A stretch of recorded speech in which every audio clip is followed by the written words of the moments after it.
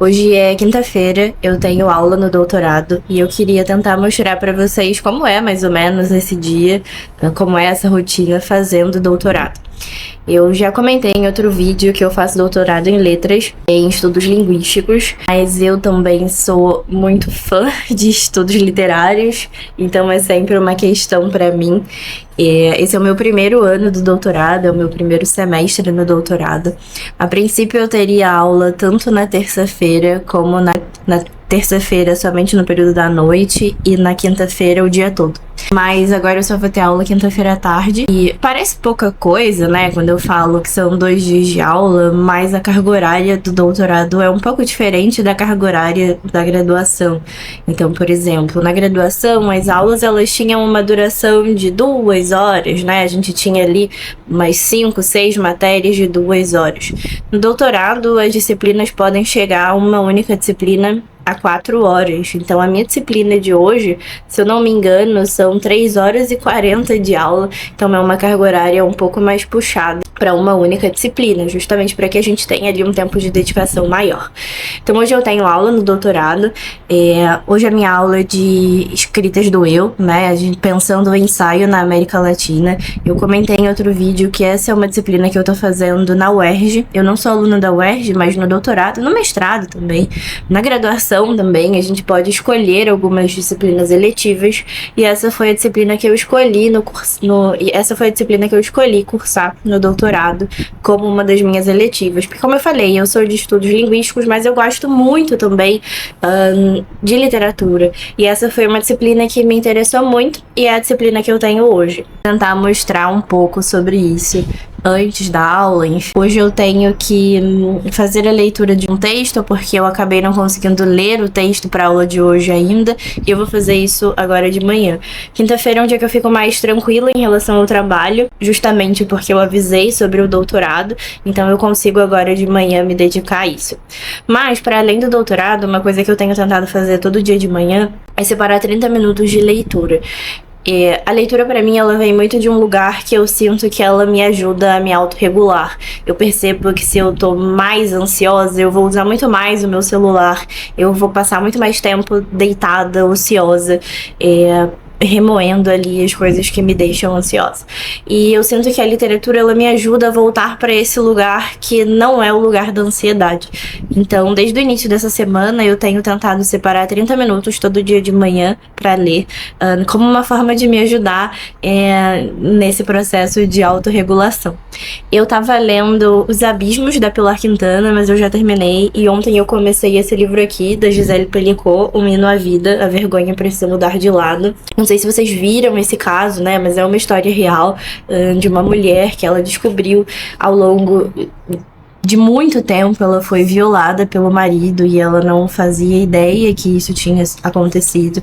E esse caso, ele tomou grandes proporções, muito também porque ela escolheu não se esconder durante o processo, né, durante o julgamento do marido. Porque, segundo ela, essa não era uma vergonha dela, essa era uma vergonha que o marido precisava carregar. Então não tinha por que ela se esconder, não tinha por que ela sentir culpa pelo que tinha acontecido. Ela não tinha nenhuma vergonha em relação àquilo. Essa era uma vergonha que o marido precisava carregar.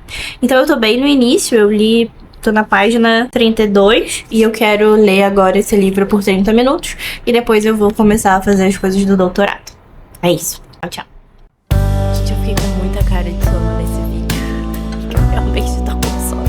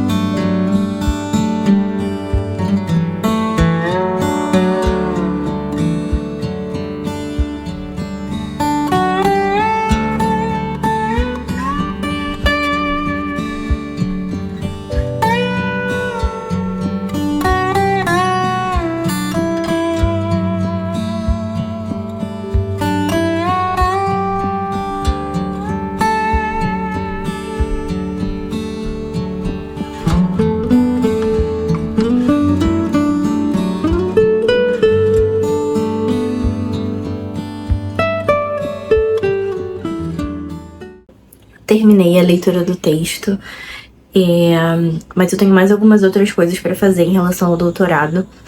Quando a gente entra no mestrado, no doutorado, é interessante que a gente participe de congressos, de eventos, simpósios, oficinas, enfim, como uma forma de ampliar o nosso currículo e também o conhecimento fora da sala de aula. E até o dia 31 de março está aberta a inscrição para o Congresso da Associação Brasileira de Hispanistas, que é um dos congressos mais importantes quando a gente pensa o ensino de espanhol, literatura, enfim, no Brasil. E eu preciso me inscrever até o dia 31, porque é um congresso que você precisa pagar para apresentar, e é um pouco mais caro se você tem doutorado, se você tem mestrado, então os preços vão mudando. Então, no meu caso, eu pago como mestre e é R$100 se eu pagar até o dia 31, mas se eu fizer depois disso, vai para quase 250, se eu não me engano. Então, eu tenho que terminar isso também. E não é só realizar a inscrição, o pagamento, enfim, né? Você precisa submeter qual vai ser a pesquisa que você vai apresentar. Então, você precisa escrever um resumo que vai falar um pouco mais sobre a sua pesquisa para o evento. E eu tô bem animada, porque esse é um evento que acontece a cada 2 anos. Eu apresentei em 2023, que foi o meu primeiro ano de... 2023? Não lembro, acho que foi. Não, 2024. Que foi no meu segundo ano do mestrado, e foi em Florianópolis, e esse ano vai ser em Natal. Então eu tô animada, porque eu não conhecia Florianópolis, eu também não conheço Natal, então além de ser um congresso que você tem acesso à pesquisa dos seus colegas, também permite que você conheça outros espaços, outras universidades. Vai ser só para o final do ano, mais para o segundo semestre, mas a inscrição já é agora. E eu tenho que fazer isso também. Além disso, hoje eu fico mais focada no doutorado nas quintas-feiras, mas hoje também é o encontro do meu Clube do Livro com a Pilar Quintana. Normalmente os nossos encontros são na sexta-feira, mas como a Pilar só podia na quinta, a gente mudou. Então hoje vai ser um dia bem corrido, porque agora de manhã eu fiquei nessa função da leitura do texto. Foi um texto em espanhol, é uma leitura mais densa, então eu levei bastante tempo. De tarde eu fico quase a tarde toda na faculdade, considerando também o trajeto de ir e vir. E de noite eu vou ter então um encontro com o clube. Então vai ser um dia aí cheio, com bastante coisa.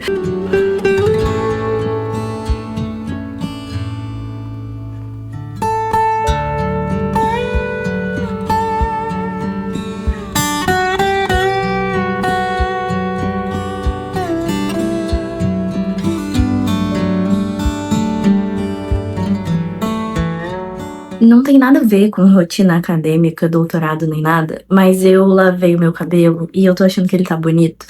E eu lembrei que em algum dos meus vídeos pediram pra eu falar sobre como eu finalizo o cabelo. Eu vou poupar vocês de me verem de cabelo molhado, porque eu realmente odeio ficar de cabelo molhado. Porque ele perde o volume, obviamente, e eu não gosto. E também porque eu não faço muita coisa em relação a como eu finalizo. Eu sei que tem várias técnicas de fitagem, enfim. Eu não faço nenhuma, eu não tenho muita paciência. Então eu basicamente lavo o cabelo e passo creme. É isso que eu faço. Durante muito tempo, meu cabelo foi um complexo, assim, porque os meus pais tinham cabelo liso. Eu acho que a minha mãe não sabia, assim, como cuidar de um cabelo de criança cacheado, tendo ela a vida inteira o cabelo liso. E eu acho que também eu fui criança em um período em que se considerava o cabelo cacheado feio, né? O cabelo crespo feio. E isso pra mim foi um complexo durante muitos anos, assim, porque eu pensava, nossa, o cabelo da minha mãe é lindo, meu cabelo é horroroso. E eu alisei o cabelo quando eu era criança, fazia um relaxamento no meu cabelo. Enfim, realmente, eu acho que todo um complexo, assim. Não existiam muitas atrizes que usavam cabelo cacheado. Era sempre, sei lá, a personagem vai ficar bonita, ela tem que alisar o cabelo.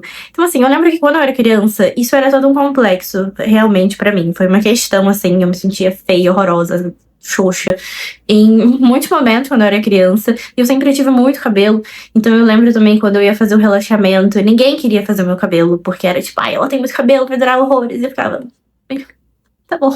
E doía também, queimava o couro cabeludo, então assim, realmente eu fico muito feliz quando falam do meu cabelo, porque hoje eu amo meu cabelo. Enfim, basicamente o que eu faço, eu divido ele assim, e passo assim, e assim, acabou.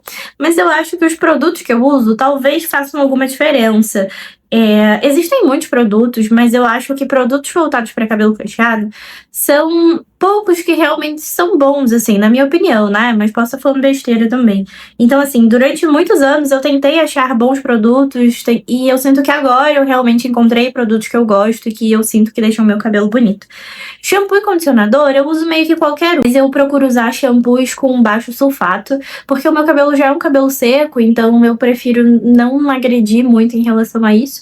E aí eu acabo usando shampoos da Weed Care, eu posso deixar aqui em algum lugar, mas eu uso qualquer um dessa marca. Eu só vou alternando, vendo qual tá mais barato, enfim. Condicionador e óleo é algo que eu prefiro gastar um pouquinho mais, porque eu sinto que faz diferença no meu cabelo. E desde que eu encontrei esses aqui, eu não uso outros mais. Esse aqui é da Arvensis. Ele não é o meu favorito, tá? Mas ele é realmente muito bom, eu gosto bastante.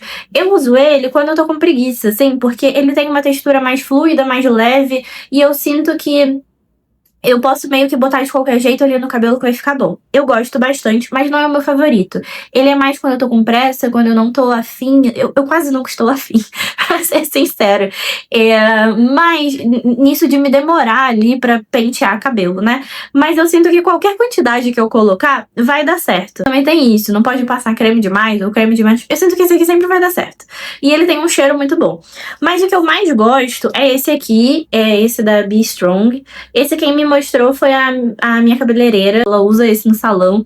Eu gosto mais desse, porque eu sinto. Esse foi o que eu usei. Eu usei ele. Eu sinto que ele deixa o meu cabelo mais definido do que esse, né? Esse, como é mais fluido, ele não segura muito ali. Esse aqui, ele é um pouco mais concentrado e ele segura muito. E por que eu falei que eu uso esse quando eu tô meio sem paciência? Porque esse eu não posso passar muito produto, então eu tenho que controlar um pouco, eu tenho que estar mais atenta. Mas também não é nenhum trabalho, né? Eu que sou preguiçosa mesmo. Em relação à quantidade. Mas esse é o meu favorito, assim. E ele dura muito. Eu acho que eu paguei uns R$50 nele. Já tem mais de 6 meses e eu acho que ele tá aqui. Então ele realmente dura bastante. Porque você não vai usar grandes quantidades e ele é muito cheiroso. E uma outra coisa que eu acho que faz muita diferença em cabelo cacheado é óleo. Eu uso esse aqui da Wella. Eu sei que a Wella não é uma marca muito barata, considerando que é uma marca profissional. Eu resolvi investir nesse daqui porque eu usei uma vez. E eu sinto que nenhum óleo fez pelo meu cabelo o que esse óleo faz. Então eu passo óleo todos os dias antes de dormir. Basicamente é isso. Não tem muito mistério em relação ao que eu faço com o cabelo. E eu acho também importante cortar o cabelo com quem sabe cortar o cabelo. Eu já cortei cabelo com muitas pessoas que não sabiam cortar o cabelo cacheado. E então, desde que eu encontrei uma pessoa que sabe cortar o cabelo cacheado, eu só corto nessa pessoa. Eu posso deixar aqui, eu corto no centro do Rio, pra quem for do Rio. Vou deixar aqui nos comentários o nome da menina que corta meu cabelo. O nome dela é Ju Vieira. E aí eu deixo aqui, se alguém quiser cortar com ela. Eu realmente recomendo muito. Ninguém corta meu cabelo a não ser ela. Mas é isso. Basicamente são esses os produtos que eu uso pra finalizar o cabelo. E realmente fico muito feliz quando alguém elogia meu cabelo, porque trauma infantil, assim. Ter cabelo cacheado em uma família que a maioria das pessoas tem cabelo liso. Enfim, divaguei muito falando sobre cabelo e esse vídeo era pra falar sobre doutorado.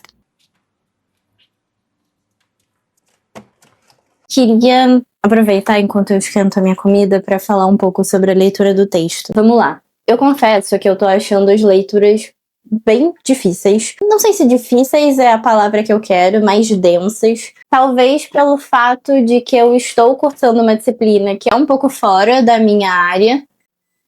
Não sei se o barulho do micro-ondas vai atrapalhar, mas enfim. Talvez pelo fato de eu estar cursando uma disciplina que é um pouco fora da minha área, então eu tô sentindo um pouquinho de dificuldade. Eu sinto que eu demoro um pouco mais para processar os textos e as informações.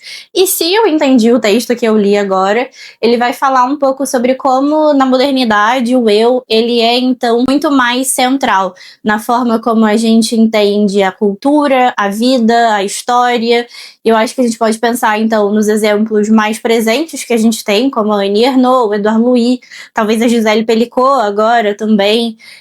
Basicamente foi isso. É um texto da Nora Catelli, que eu sei que ela foi publicada recentemente pela Relicário. Eu acho até que eu tenho esse livro, mas eu não achei.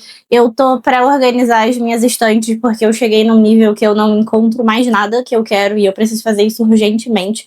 Eu cataloguei todos os livros, eu já sei quais livros eu tenho, mas eu ainda não organizei eles na minha casa. Até porque eu não tenho uma estante muito grande, eu tenho uma estante maior e a maioria dos livros ficam ali, mas não cabem todos os livros que eu tenho.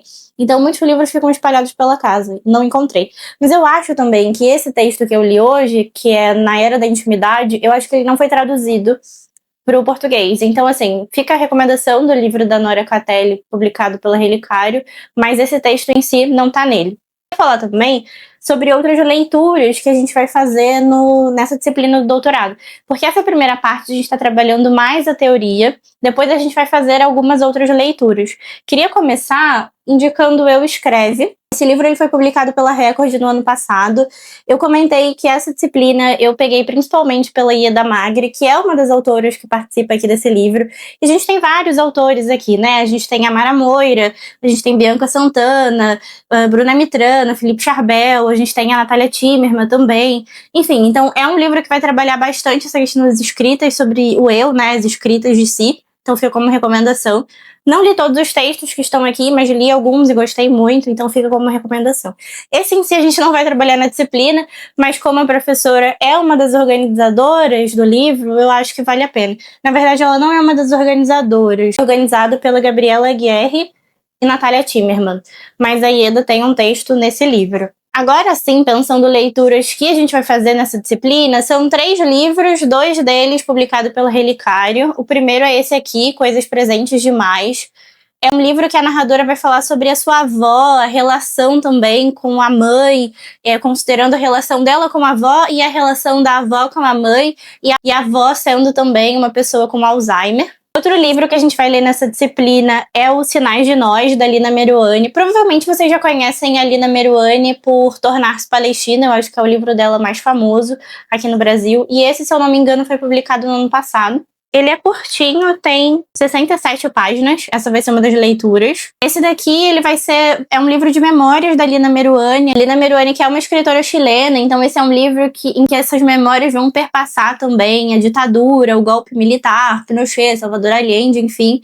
E esse vai ser também um dos livros que a gente vai ler nessa disciplina. E aí vocês percebam que todos eles falam exatamente sobre essa escrita pensada ali, voltada para o eu. Algo que a gente vê na Annie Ernaux também, no Eduardo Luico. E o último livro que a gente vai ler dos que eu tenho, né, que eu separei aqui pra mostrar, é esse aqui, A Autobiografia do Algodão, da Cristina Rivera Garça, que ela vai falar justamente sobre o seu passado familiar. A Cristina, que também é autora de O Invencível Verão de Liliana, em que ela fala sobre a sua irmã, né, e aqui ela já vai falar mais sobre toda a família.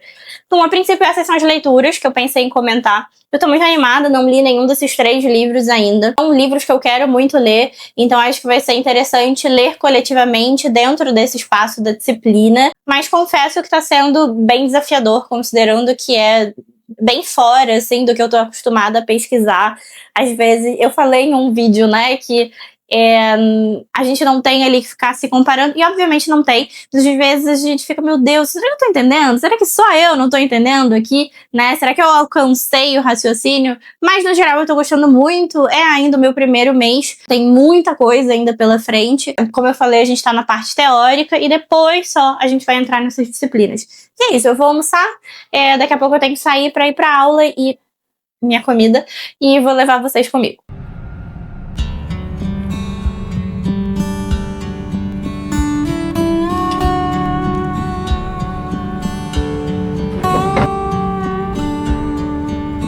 Eu tenho que ir pra aula e acabou de faltar luz na minha casa, então eu vou ter que descer 10 andares de escada. Quem amou?